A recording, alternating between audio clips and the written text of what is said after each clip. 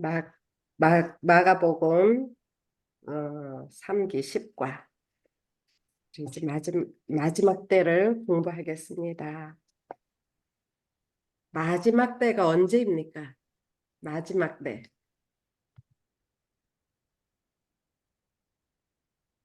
마지막 때가 언제이죠? 예수님이 재림하실 때요? 예, 그건 지금 정확히 아주 구체적이고 정확한 말씀이고 마지막 때는 어느 한 시점만이 아니고 한 기간을 말씀을 해주신다 말씀이라 그랬어요. 한 기간. 마지막 때인 것을 지금 마지막 때다, 종말이다 이렇게 말들을 많이 하잖아요. 그렇죠? 네. 그럼 그것이 마지막 때가 지금인 것을 어떻게, 무엇을 보고 알 수 있을까요, 우리가? 지금이 마지막 때라는 것을 어떻게 알 수 있어요? 하나님의 네. 예언이 지금 성취되고 있음을 징조들을 보면서 경험하면서 아멘. 네, 아멘. 정확하십니다. 그래서 우리가 예언을 공부하고 그 말씀들을 살피고 또 그 시대의 사건들을 살펴야 하는 것입니다. 예언을 꼭 공부해야 될까요? 네. 왜 공부해야 될까요? 우리가 뭐 2300주야 그런 거를 성경에서 다니엘 8장 14절 이런 거 읽으면 딱 이해를 잘 못하잖아요. 근데 예언의 신에 너무 잘 설명을 해주셔서 아주 이해가 머리에 쏙쏙 들어오니까 성경과 예언의 신을 곁들여야 된다고 생각이 들어요. 맞습니다.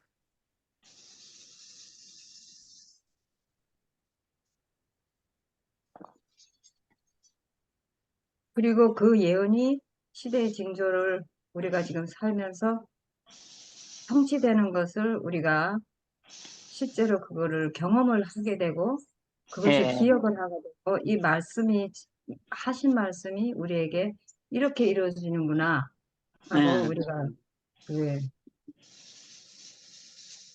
예, 깰 수 있을 거다 이렇게 생각해요. 다시 말해서 말씀이 성취되고 있다. 맞습니다. 지금 이 쉐어 스크린이 보이시나요? 아직요. 안 보이는데. 네. 안녕하세요. 아이고, 반갑습니다. 오래간만에 다 뵙습니다. 반갑습니다. 어서 오세요. 조용히 말씀만 듣겠습니다. 예. 이번 주는 제가 쉐어 스크린을 하려고 하는데 잘 안 되네요. 예수님께서 십자가에 달리시기 전 예수님의 마지막 때를 말씀하시고 예수님의 마지막 때를 말씀하시면서 또한 예루살렘 성전의 멸망과 세상 종말에 대하여 동시에 말씀하시고 그 마지막 때에 우리들에게 예언의 말씀들을 깨닫고 인식하며 사는 자들이 되라는 말씀입니다. 그런데 그 마지막 때 예언을 주시면서 두렵고 떨림으로 예비하라는 그런 말씀일까요?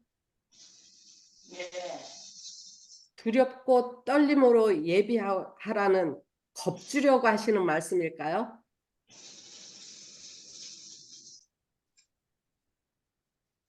우리에게 겁주려고 겁먹고 하나님을 믿으라고 겁먹고 예비하라고 이렇게 주신 말씀이 아니고 예수님께서는 우리에게 피할 길을 예비해 주시 주님을 바라보고 믿고 기쁨으로 예비하라는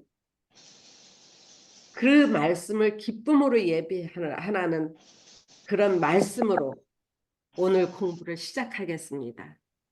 아멘. 먹을 필요가 하나도 없어요. 우리 음. 하나님께서 이미 예비해 주셨으니까.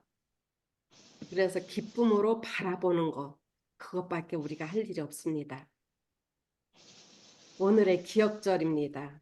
제가 쉐어스크린을 못해서 가정책을 보고 같이 읽겠습니다. 기억절. 그때에 인자가 구름을 타고 큰 권능과 영광으로 오는 것을 사람들이 보리라.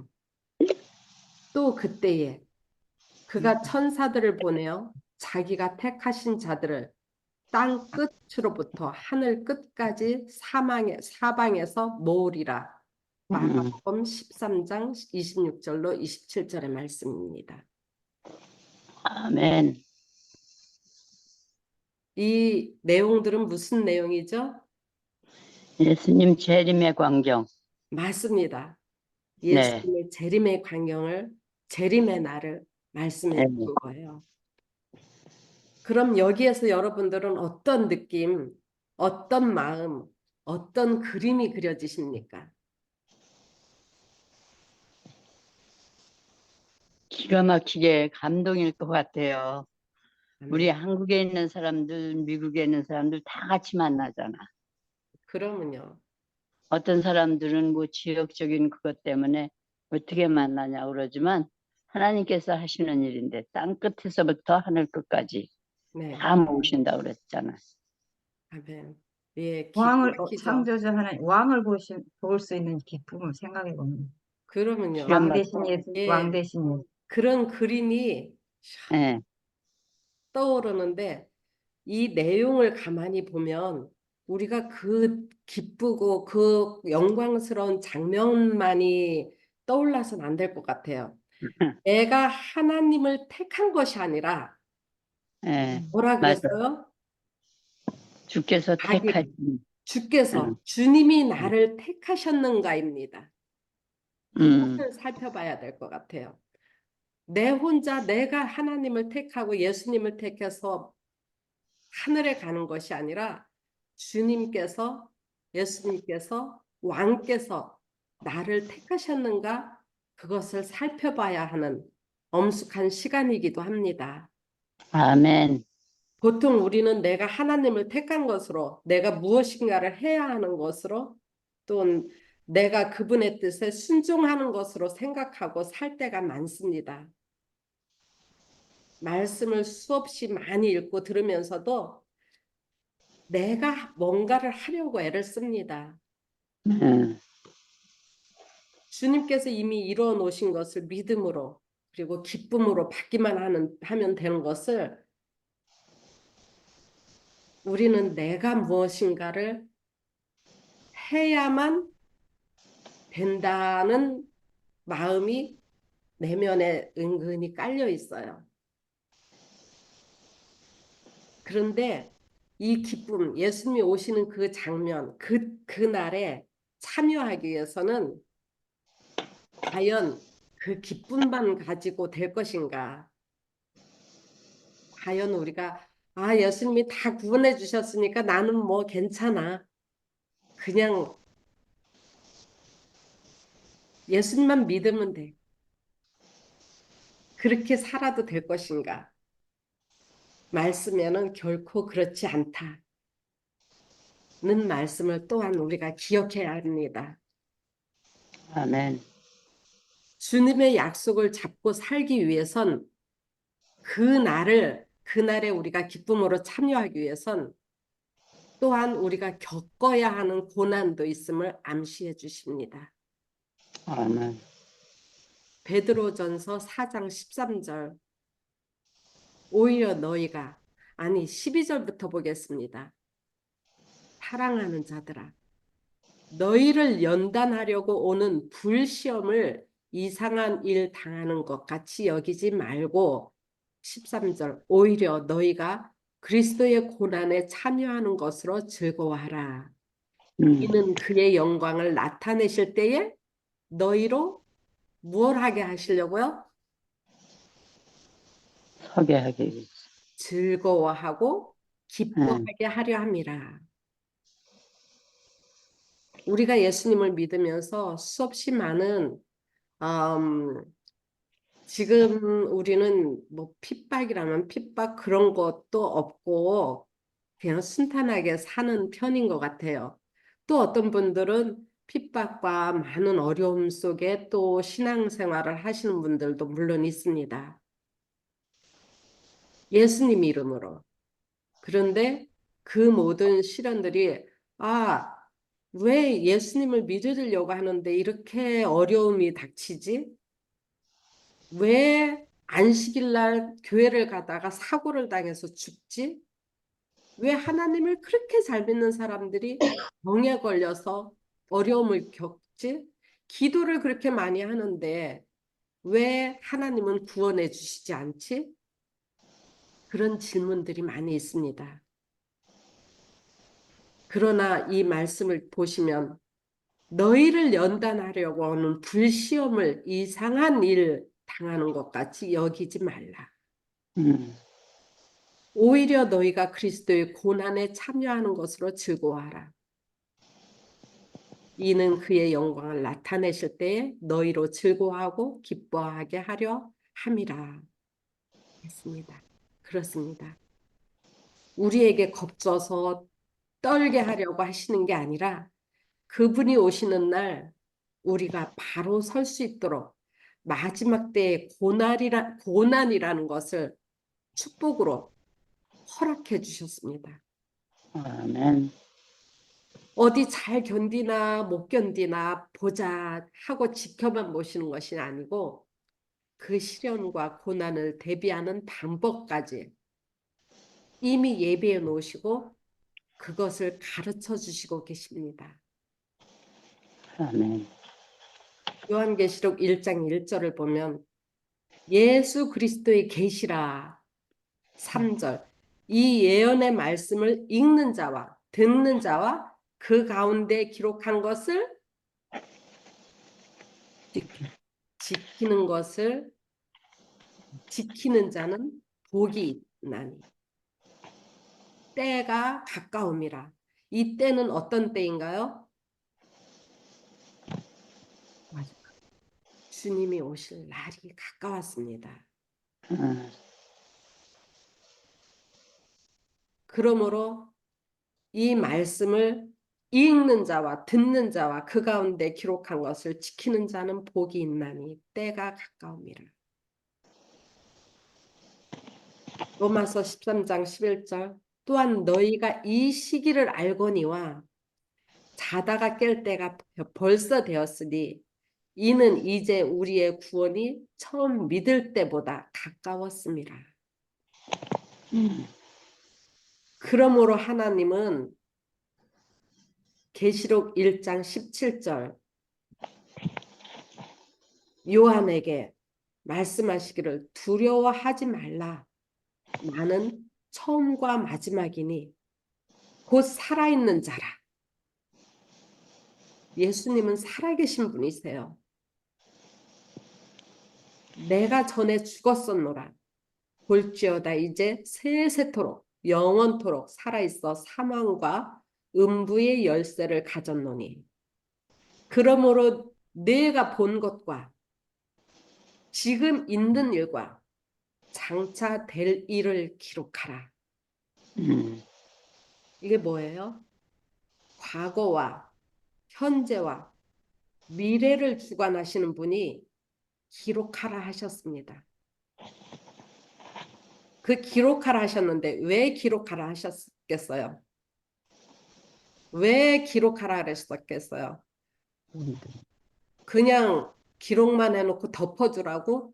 그 다니엘 계시록은 봉함된 책이니까 끝끝내 열지 말라고요? 마지막 때를 위하여. 그 마지막 때가 지금인 것을 우리가 믿으시기 바랍니다. 아멘. 이때에 그 봉함이 펼쳐질 것입니다. 이미 펼쳐졌습니다. 아멘. 마지막 때를 위하여 기록하라 하신 것입니다. 우리 마지막 때에 있을 일들을 두려워하지 말고 이상한 불시험 당하는 것처럼 이상히 여기지 말고 기록된 예언의 말씀을 보고 듣고 연구하여 기쁨으로 그 고난을 주신 이를 기억하고 바라보라는 말씀입니다. 아멘. 첫째 날로 가보겠습니다. 주께 드린 적은 동전 2개입니다. 마가복음 12장 41절과 41절로 44절을 보시면 예수님께서 헌금함에 대하여 즉 그 헌금 우리 그때도 이제 헌금을 드렸었죠.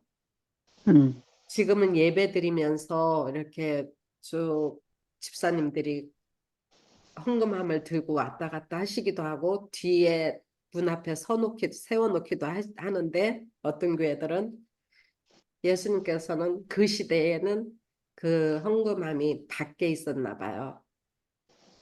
예수님께서 그 헌금함 반대쪽에 앉으셔서 사람들이 헌금하는 모습을 가만히 지켜보십니다. 여러 사람들이 헌금을 하는데 그 중에 한 가난한 과부가 두렙돈을 드리는 것을 보셨어요. 두렙돈의 가치에 대해서는 여러분들이 이미 다 알고 계시니까 넘어가겠습니다. 비록 그 금전적인 가치는 적었지만 그녀가 가진 모든 것, 전부를 드린 것입니다. 그녀가 가진 전부라는 것을 예수님께서는 어떻게 하셨을까요?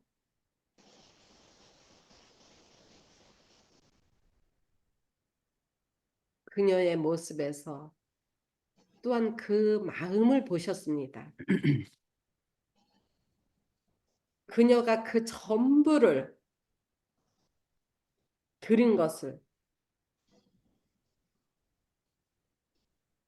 그 전부를 지금 우리는 어떻게 드려야 할까요?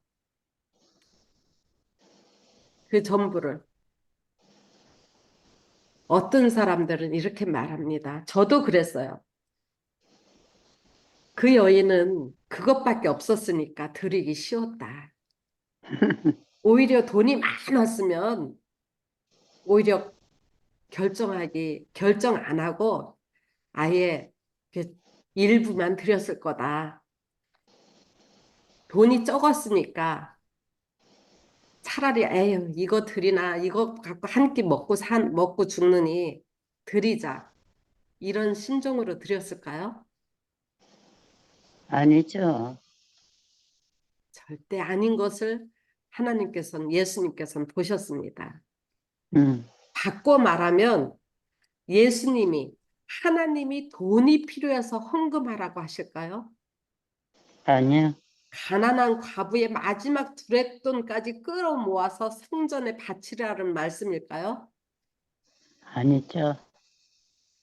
우리의 집 팔고 차 팔고 모든 돈 되는 것은 다 팔아 바치라는 것일까요? 아니요. 주님은 우리의 마음을 원하시는 것입니다. 아멘. 팔아치우라는 것이 아니고 내 마음 전부를 달라고 그러시는 것입니다. 사랑하는 마음, 감사하는 마음에서 오는 헌신하는 마음을 원하시고 그것을 받으시길 원하십니다. 아멘. 나의 모든 소유, 곧 내 모든 마음을, 내 모든 소유, 재물도 하나님의 것이요. 내 자신도 내 마음도 하나님의 것이어야 됩니다. 아멘. 일부가 아닌 전부 99%만 드리고 1%요 정도는 내가 갖고 있어야지 그것이 아니고 100%를 원하십니다. 하나님께서는 100%를 원하십니다. 또한 우리의 재정 관리에 대한 교훈으로 하나님의 사업을 위해 드리는 헌금은 지도자의 행동의 타당성에 달려 있는 것이 아니다. 성전의 지도자들은 부패했지만 예수님은 헌금을 보류하라고 말씀하지 않으셨다. 종교 지도자들의 부패를 말한다면 그 시기의 지도자 가야바와 안나스는 그 중에서도 최악이었다. 예수님도 그것을 알고 계셨다. 어떻습니까? 저도 그런 생각을 했었어요, 사실. 저도 아유, 이 헌금을 이렇게 들여봤자 위에서 다 띄고 이거 띄고 저거 띄고 자기네들이 필요 없는 죄송한데 필요한 없는 분들을 채용해서 다 이렇게 위에서 사용하니 직접 가야 될 돈이 가야 될 곳으로 가지 않고 그러니까 이 교회 헌금 드리느니 내가 직접 어디에 불쌍한 사람들한테 주고 또한 내가 직접 이렇게 그 선교지에 보내고 이렇게 하는 것이 맞겠다. 이렇게 생각을 했었어요. 정말로 이 말씀을 보기 전에는. 그런데 그것은 하나님의 뜻이 아니라고 하나님께서도 예수님께서도 아셨다 그랬어요. 아멘. 예. 지도자들은 하나님의 뜻을 따라 자원을 사용해야 할 신성한 책임을 진다. 그러나 설령 그들이 그렇지 않다 하더라도 그 여인처럼 하나님의 일을 위해 드리는 사람은 여전히 복을 받는다. 반면에 지도자의 행동이나 어떠함에 따라 11조나 헌금을 드리는 것을 결정하는 것은 헌금이 하나님께 감사함으로 드리는 것이 아닌 사람의 행동에 따라 좌우되는 것임을 의미한다. 아무리 그렇게 하고 싶은 유혹이 강하더라도 그것은 잘못된 것이다 라고 말씀을 해주십니다. 제가 잘못된 생각을 하고 있었던 거죠. 이 묵상과 적용해서 두렙돈을 드리는 과부와 같은 마음을 가지기 위해서 우리에게 지금 나에게 필요한 것은 무엇인지 한번 생각해 보면 좋겠습니다. 우리에게 지금 당장 필요한 것이 무엇일까? 마음을 온전히 주님께 드리는 것. 믿음으로 용기 있게 주님의 일을 돕고 내가 받은 달란트는 많이 있겠죠. 물론 재물도 있고 여러 가지 달란트들이 있습니다. 그것을 잘 활용해서 하나님의 일을 하기를 위해서 하나님께 강구하며 하나님의 일을 협력하는 것. 그것이 오늘 우리에게 주시는 말씀임을 깨닫고 일부가 아닌 100% 주님께 드려지는 그것을 원하시는 하나님의 마음을 보시기를 바랍니다. 아멘. 이어서 우리 남인순 집사님께서 인도해 주시겠습니다.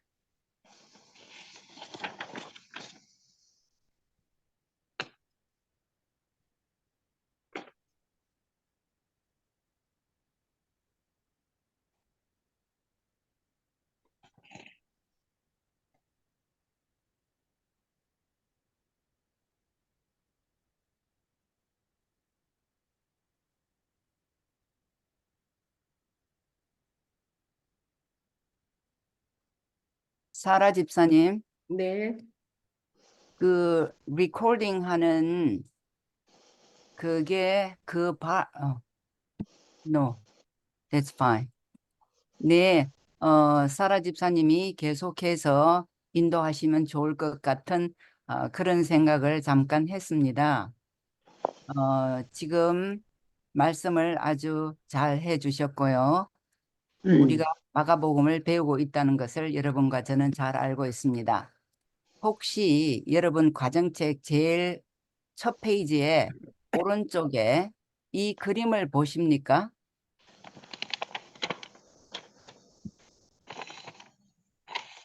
그림이 보이신가요? 네. 네. 혹시 이 그림이 무엇을 나타내고 있는지 어느 분 한번 얘기 좀 해주시겠어요? 자기가 생각하는 대로 하시면 됩니다.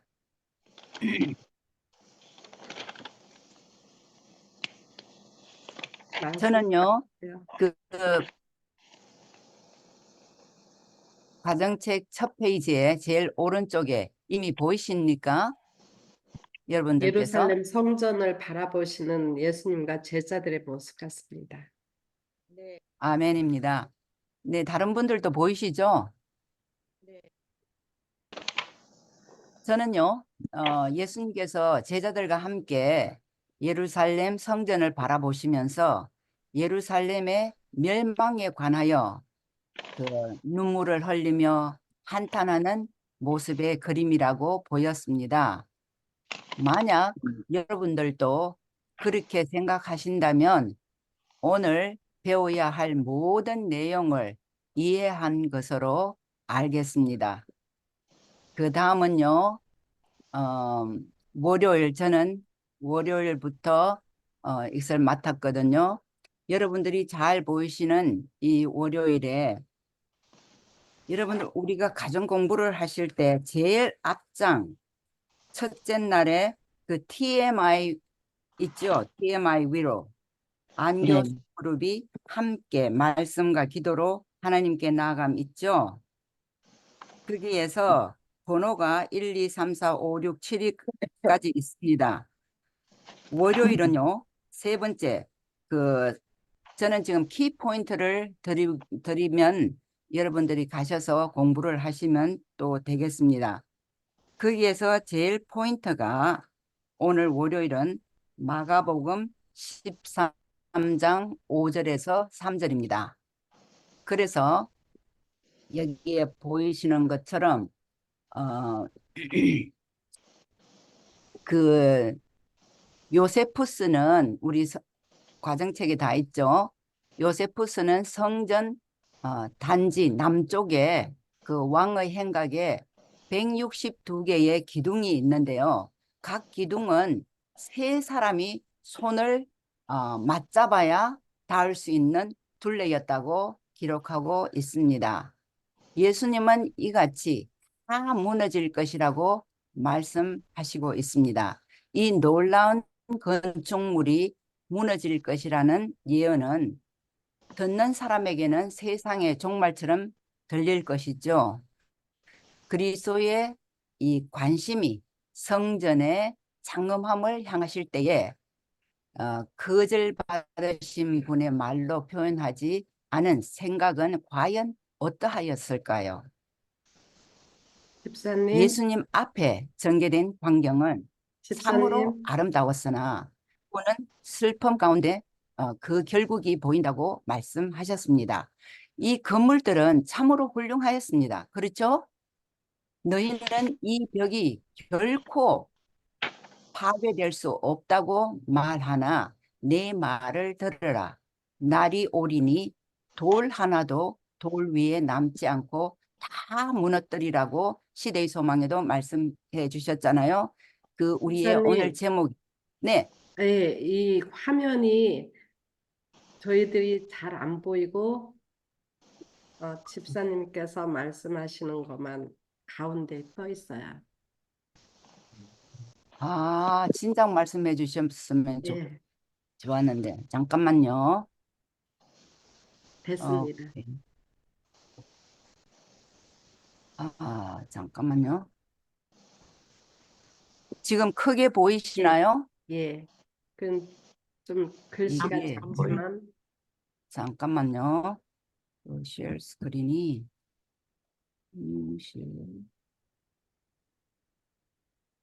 제가 지금 잠깐만 스탑 하겠습니다. 진작 말씀해 주셨어야 되는데.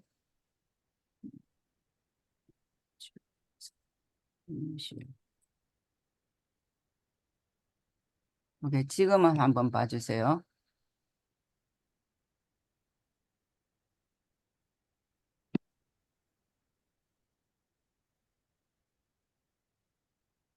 됐습니다. 지금은 보이신가요? 예, 예. What happened?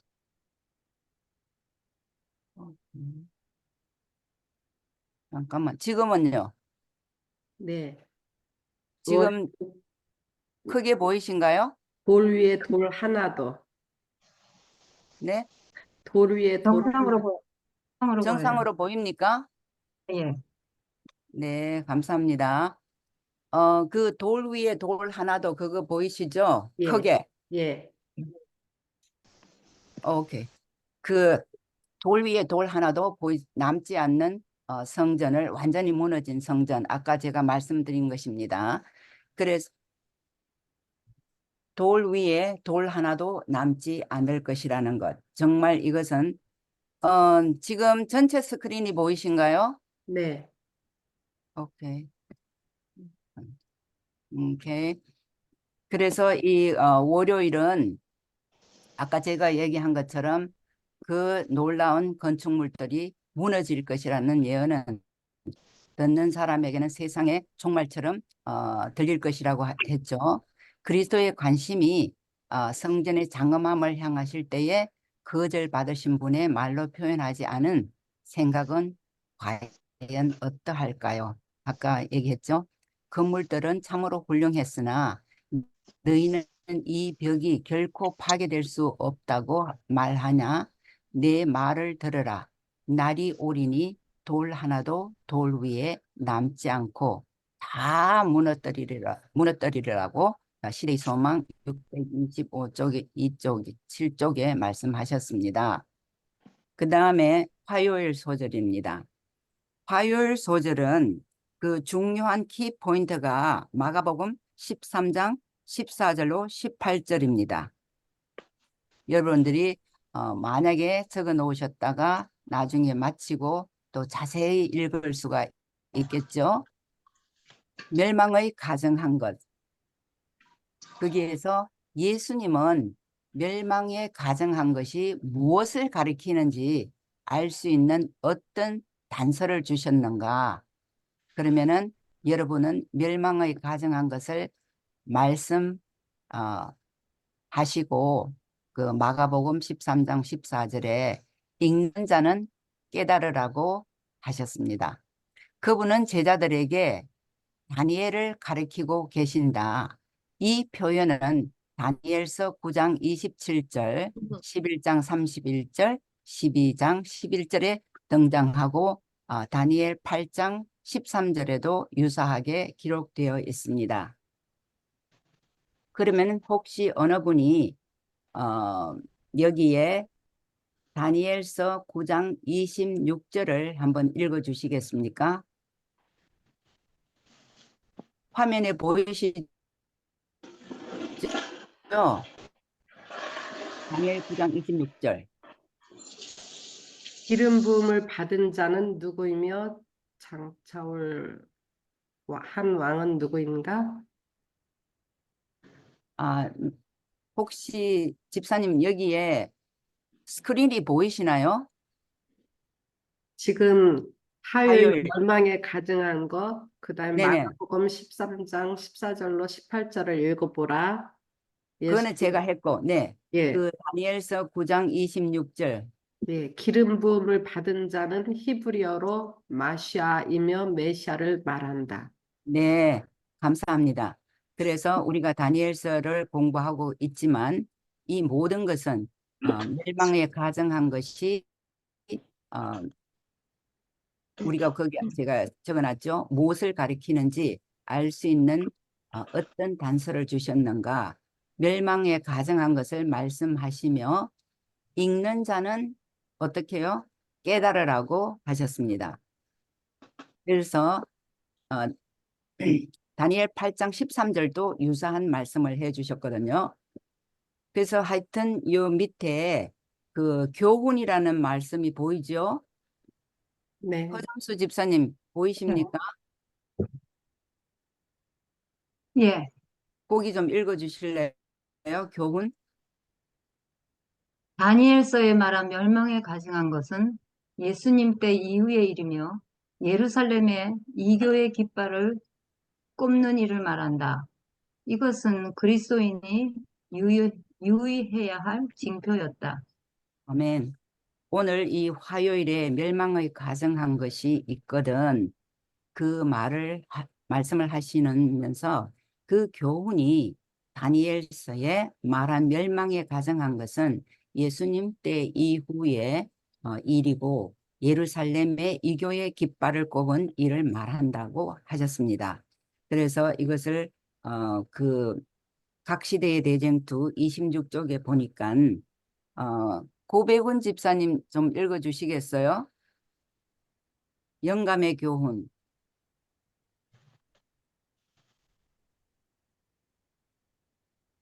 보이십니까? 네, 네, 네, 영감의 교훈을 좀 읽어주시면 감사하겠습니다. 너희가 선지자 다니엘의 말한 바 멸망에 가증한 것이 거룩한 곳에 선 것을 보고는 읽는 자는 깨달을진저 그때 유대에 있는 자들은 산으로 도망할지어다 라고 경고하셨다. 곧 우상 숭배하는 로마의 군기가 예루살렘 성벽 밖 수마일까지 미치는 거룩한 땅에 세워질 때 그리스도를 따르는 사람들은 도망하여 안전을 얻어야 할 것이었다. 경고하는 징조가 보일 때 도망하기를 원하는 사람들은 지체 없이 서둘러야 할 것이었다. 아멘. 아멘. 감사합니다. 어, 그래서 우리가 돌 위에 하나도 남지 않는 완전히 그 무너지는 그것을 지금 표상하고 있는 것이죠. 거기에도 여러 가지 적용도 있고 묵상도 있고 만약에 당신이 시련을 경험하지 않는다면 당신이 정말 예수님을 따르고 있는지 자문해 볼 필요가 있는 것입니까? 당신의 경험과 마음을 살펴보십시오 하고 그 적용에 말씀해 주셨습니다. 우리는 이 디스커션을 하려면은 시간이 너무나 많이 걸릴 것 같아서 제가 수요일로 넘어가려고 합니다. 네, 그 수요일에 제목이 뭐라고 하셨죠? 큰 큰 환란. 네, 큰 환란입니다. 그래서 이 수요일에는 마가복음 13장 20절이 그 키 포인트입니다. 여기에 마가복음 13장 20절을 하나님 백성을 위해 박해의 시기가 단축될 것을 말한다. 역사적으로 개신교 종교 개혁이 일어난 이후에 박해의 불길이 잦아들면서 고난의 시간이 단축되었다. 작은 불의 힘이 약해지면 더 많은 사람이 개혁에 동참했다. 그러나 요한계시록 13장의 예언에 따르면 작은 뿔은 다시 어떻게 해요? 힘을 얻게 될 것이다. 네. 그 다음에 그 마가복음 13장 21절로 23절은 또 다른 위협인 예수님의 재림 전에 일어날 거짓 선지자와 거짓 그리스도에 대해서 경고하고 있습니다. 그분은 예루살렘 함락보다 더 큰 박해가 있을 것이라고 예고합니다. 이후에 박해의 때에 감해지고 작은 뿔의 세력이 약해지지만 그는 이 내적인 세력을 다시 회복할 것입니다. 그 교훈이 잘 보이시나요? 한 줄만 보여요. 제가 읽겠습니다. 그분은 예루살렘 함락보다 더 큰 박해가 있을 것을 예고한다. 이후에 박해의 때는 감해지고 작은 뿔의 세력이 약해지지만 그는 이 내 세력을 다시 회복할 것이다. 어떻게 해요? 다시 회복할 것이라고 말씀하셨습니다. 그래서 그 교훈을 예루살렘 함락보다 더 큰 박해가 있을 것을 미리 예고하고, 우리 저 과정책 그 밑에 보시면 됩니다. 이후 박해의 때는 감해지고 작은 뿔의 세력이 약해지지만 그는 이내 세력을 다시 회복할 것입니다. 그래서 오늘 제목이 수요일 큰 환란입니다. 교회의 박해는 1260년간의 여러분들이 너무나 예언 공부에서 잘 아시고 계시는 1260년의 기간에 계속되지는 않는다고 했고요. 당신의 백성을 긍휼히 여기시는 하나님께서는 극렬한 시련의 단기를 단축시키셨다. 구주께서는 교회에 임할 큰 환란에 대하여 예언하시면서 그날들을 감하지 아니할 것이고 모든 육체가 구원을 얻지 못할 것이나 그러나 택하신 자들을 위하여 그 날들을 감하시리라. 어려운 날들을. 사실상 박해는 종교 개혁의 영향을 받아서 몇 년도라면은 여러분들 기억하시죠? 이러기 전에 이미 끝나는 1798년. 네, 1798년이 이러기 전에 이미 끝났다고 했습니다. 그래서 이 오늘 제목은 큰 환란 중에 우리가 어떻게 해야 할지를 또 말씀해 주고 계십니다. 그 다음에 마지막 목요일 제목이 뭘로 돼 있죠? 목요일은 인자의 임하심. 네, 인자의 임하심. 언제 인자가 오실 건지, 거기에 목요일 날 제일 키포인트는 성경절이 마태복음 13장 32절입니다. 마가복음. 마가복음. 네. 예, 마가복음입니다. 마가복음 13장 제가 중요한 성경절은 32절. 그 밑에 있죠?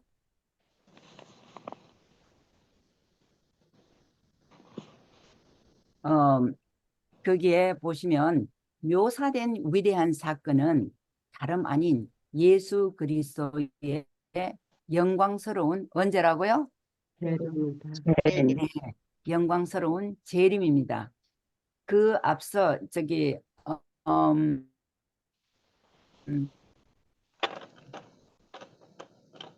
이원자 집사님 잘 보이시나요? 네, 거기 읽을까요? 크게 했는. 저희 네네. 과정책 보고 읽을게요. 그 앞서 오케이, 그래도 됩니다. 그 앞서 해와 달과 별의 징조가 나타날 것이며 신약 성경은 이 놀라운 사건을 가리키는 예언으로 가득 차 있다. 사도 바울은 데살로니가전서 4장 13절로 18절에서 그리스도 안에서 잠들었던 사람들이 다시 일어나 살아있는 성도들과 함께 공중에서 그리스도를 영접하는 것에 대해 자세히 말한다. 그는 고린도전서 15장에서도 재림 때 있을 죽은 자의 부활의 실체에 대해서 구체적으로 설명한다. 됐나요? 네, 그 베드로 후서 3장 3절에서 13절 그 큰 날을 묘사하며 주님의 약속은 더딘 것이 아니고 모든 사람이 회개하기를 원하신다고 설명한다. 아멘. 요한계시록 또한 그리스도의 재림을 생생하게 묘사하고 있는 성경 구절입니다. 거기에 보이는 거. 그 다음에 신약 성경은 그리스도의 재림은 인격적이고 실제적이며 우리가 보고 들을 수 있게 이루어진다고 일관되게 가르친다. 주께서 오실 때 모든 사람이 그분을 어떻게 해요? 볼 것이라고 말씀하셨습니다. 아멘. 아멘. 거기에 영감의 교훈 제가 읽을게요. 영감의 교훈 어느 분이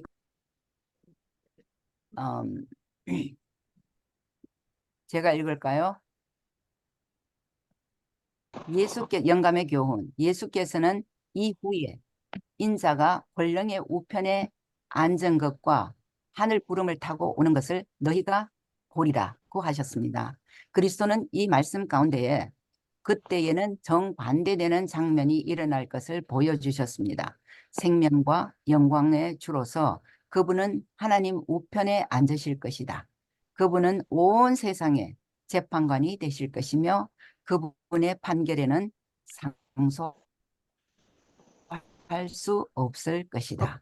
그때에 모든 엄밀한 일들이 하나님의 얼굴의 빛 가운데 드러나게 될 것이며 각 사람은 행한 대로 심판을 받을 것이다. 시대의 소망 700쪽에 있는 말씀이었습니다.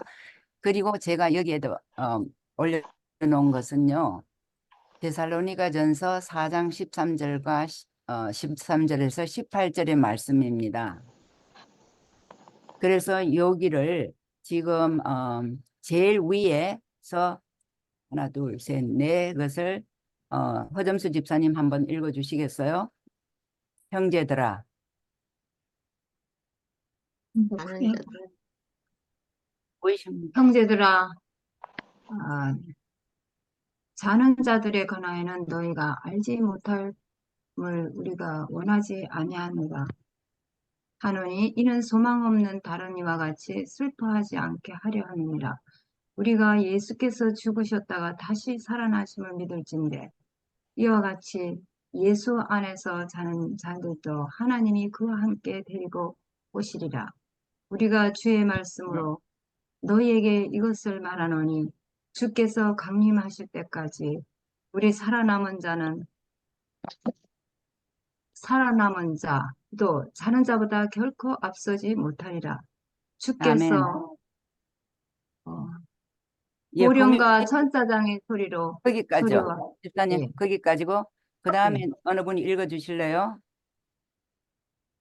주께서 호령과 주께서 호령과 천사장의 소리와 하나님의 나팔 소리로 친히 하늘로부터 강림하시리니 그리스도 안에서 죽은 자들이 먼저 일어나고 그 후에 우리 살아남은 자들도 그들과 함께 구름 속으로 끌어올려 공중에서 주를 영접하게 하시리니 그리하여 우리가 항상 주와 함께 있으리라. 그러므로 이러한 말로 서로 위로하라. 아멘. 감사합니다. 오늘의 결론입니다. 전체적인 결론을 저는 이렇게 보았습니다. 과부의 적은 헌금을 칭찬하신 예수님은 외형보다 사람의 마음을 보신다고 아까 사라 집사님 말씀해 주셨죠. 아름다운 모습의 성전이 무너진 것처럼 바른 신앙에 서지 않는 자는 예수님의 재림 때에 멸망할 것이라고 했습니다. 예루살렘의 박해보다 더 큰 어려움이 그리스도인에게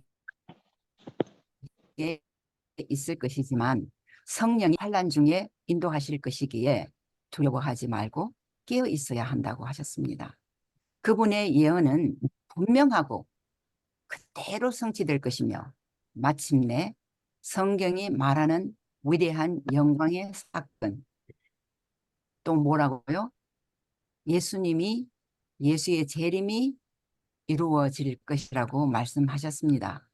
참으로 감격적인 이 제10과 마지막 때의 결론을 내리면서 여기서 저는 마무리하려고 합니다.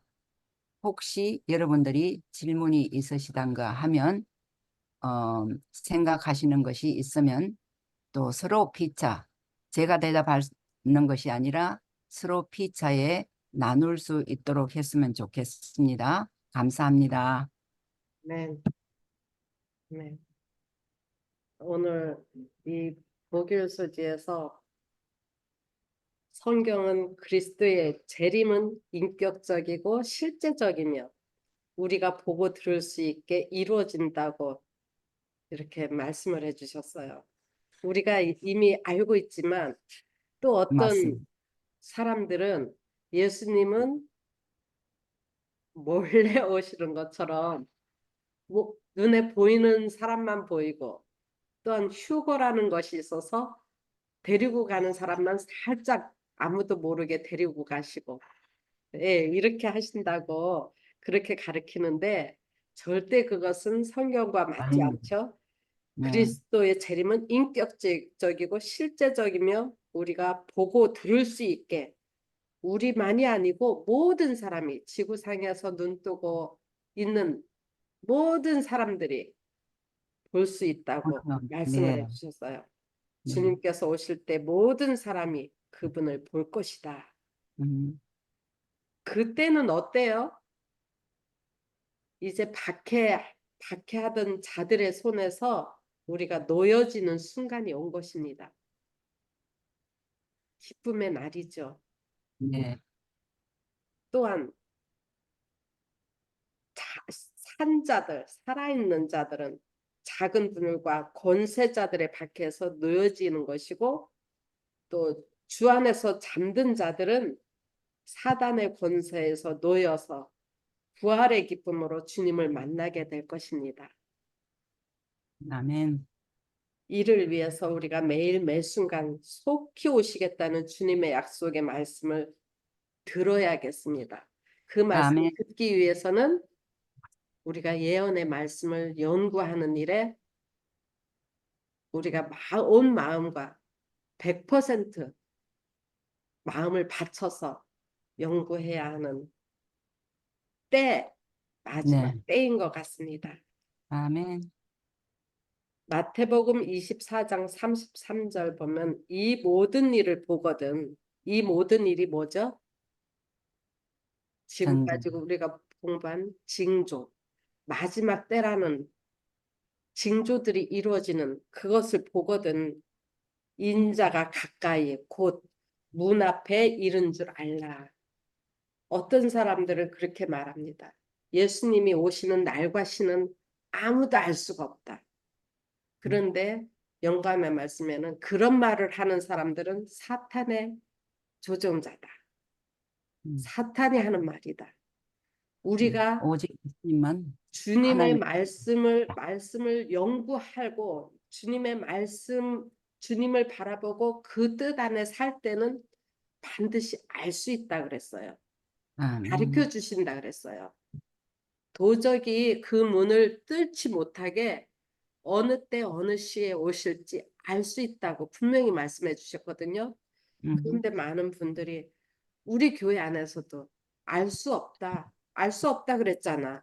그 얘기하는 건 날과 시를 정하는 시기파야. 이렇게 얘기하는데 분명히 알 수 있다고 말씀을 해주셨어요. 비록 그분께서 오시는 날과 시를 지금은 우리가 알 수 없을지라도 우리는 그 날과 시가 가까이 이른 것을 알아야 한다는 가르침을 요구를 받았다고 우리 엘렌 와인 여사께서 말씀을 해주셨어요. 요구를 받았댔어요. 날과 시를 알기 위해서 그 날과 시를 징조와 때를 보고 알아라.